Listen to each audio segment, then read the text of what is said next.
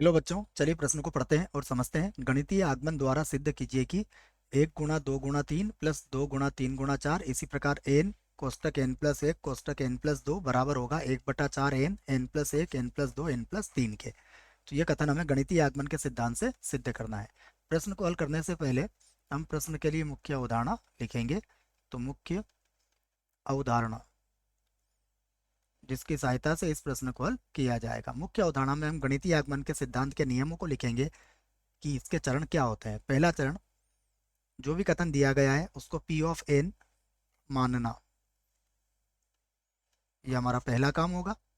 दूसरा, एन बराबर 1 पर सत्यता की जांच, सत्यता की जांच करना। तीसरी बात, एन बराबर के पर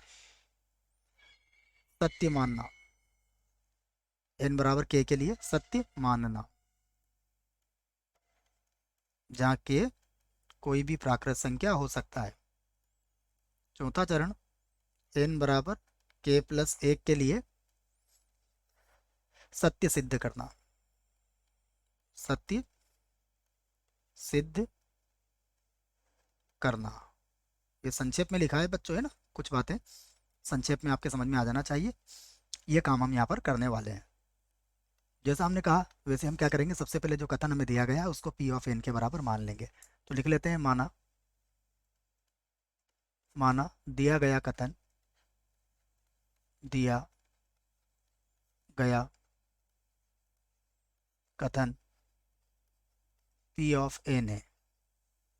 तो ये हो जाएगा P of n such that 1 गुणा 2 गुणा 3 प्लस 2 गुणा 3 गुणा 4 प्लस 3 गुणा 4 गुणा 5, और इसी प्रकार है प्लस n गुणा n+1 n+2 बराबर है 1/4।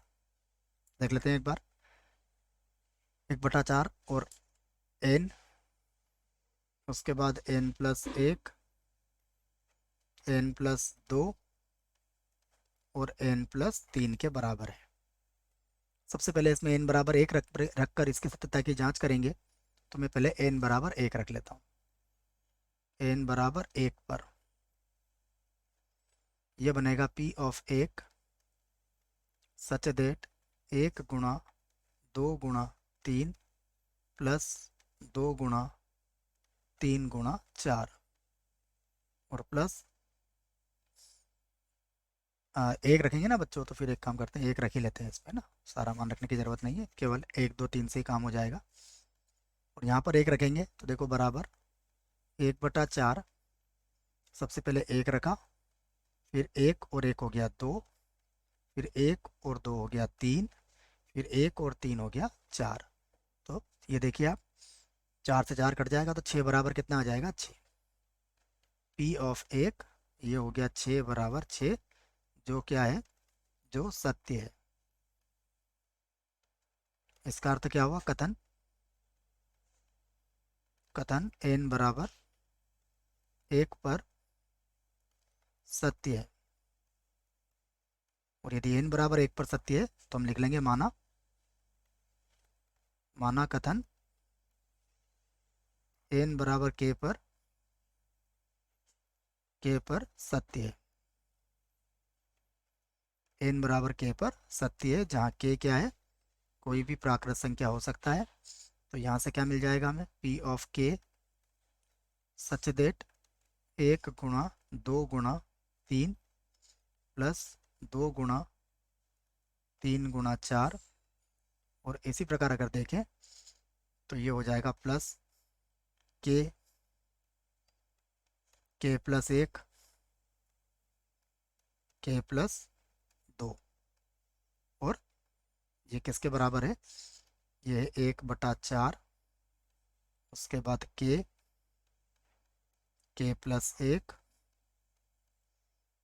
k+2 k+3 के। ये हमने समीकरण नंबर 1 बना ली है। अब हम लिखेंगे सिद्ध करना है सिद्ध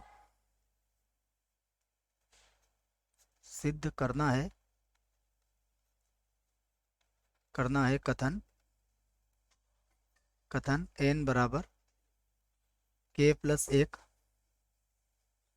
पर भी सत्य होगा, पर भी सत्य होगा। अर्थात क्या सिद्ध करना है? p of k+1 such that 1 × 2 × 3 plus 2 × 3 × 4। ठीक है। और इसी प्रकार है प्लस k+1 k+2 फिर प्लस, देखो अब k की जगह k+1 आ जाएगा तो k+1 की जगह पर k+2 आ जाएगा और k+2 की जगह पर k+3 आ जाएगा। ठीक है। और बराबर फिर हो जाएगा 1/4, यहाँ पर होगा k+1, उसके बाद हो जाएगा k+2, उसके बाद हो जाएगा k+3 और उसके बाद हो जाएगा k+4। ठीक है। तो ये हमें सिद्ध करना होगा k+4 तक। इसे बना दिया हमने समीकरण 2। अब ये समीकरण नंबर 2 बन चुका है बच्चों। ये 2 में एक बार और लिख देता हूँ, ये स्पष्ट रूप से अगर नज़र नहीं आ रहा है तो ये लीजिए। ठीक है। यहाँ पर कितना आएगा? 2 × 3 × 4। अब जो सिद्ध करना है हम क्या करेंगे, उसका बायां पक्ष लेंगे और उसको सिद्ध करेंगे। तो बायां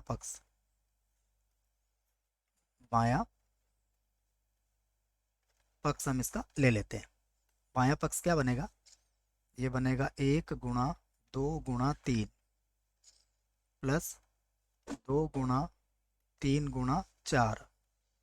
और इसी प्रकार देखें तो प्लस k k+1 k+2 और फिर प्लस ये हो जाएगा k+1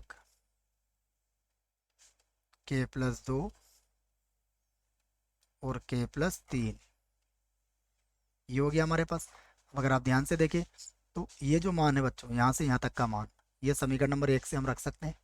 देखिए समीकरण नंबर 1 में k+2 तक का मान किसके बराबर है? 1/4 k+1 k+2 k+3 तक। तो इसको रख लेंगे हम।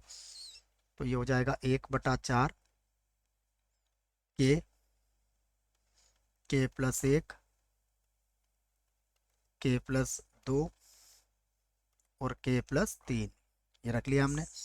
उसके बाद प्लस k+1, उसके बाद है k+2, उसके बाद है k+3, ये रख लिया हमने। और कारण क्या देंगे इसका? इसका कारण देखें कि ये मान हमने कहाँ से रखा है? ये मान हमने समीकरण 1 से रखा है। समीकरण 1 से इस मान को रखा गया है, याद रखें आप। अब हम इसे मिटा देते हैं जो हमने कोष्टक लगाया था समझने के लिए। अब यहाँ से जो कॉमन निकलेगा हम उसको कॉमन ले लेते हैं।